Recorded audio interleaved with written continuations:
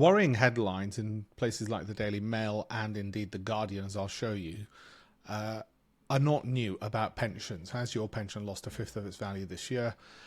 We reveal the lottery of returns on work retirement plans. So it's not just me saying it, it's the journalists who say it as well. Anger grows on Mercer's UK's awful treatment of pension savers. They can't access their pension savings. And that's if you're at Morrison's, Marks & Spencer, Whitbread, Scottish Power. So biggest firms, still awful pensions.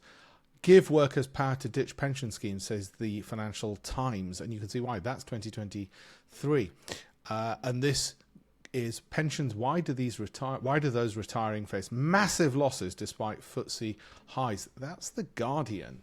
Okay, 20% drop in value, Aviva pension. And it's quite frankly because workers have no idea what's in their pensions. They trust the experts and they think, well, it would have been worse if I did it myself. No, because in actual fact, what often happens is they're shoving you in a one-size-fits-all. So you're not getting the benefits of this performance that I do. It's pretty hard, even if you throw darts at a dartboard, not to hit green. Imagine you go to the fun fair and they give you some darts and say, right, you got 20 darts, pick 20 stocks. Well, even if you did that, you would do better than the Muppets with a fund.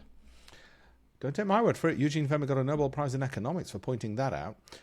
Get in touch with me. Have a look at my links in my bio. I'm a hedge fund manager who has written 18 books on investing, 200 columns in the Financial Times, former Bloomberg TV presenter on this, and happy to evaluate your pension for you, or just give you a free copy of one of my international best-selling books published by my publisher, the Wiley Macmillan Financial Times.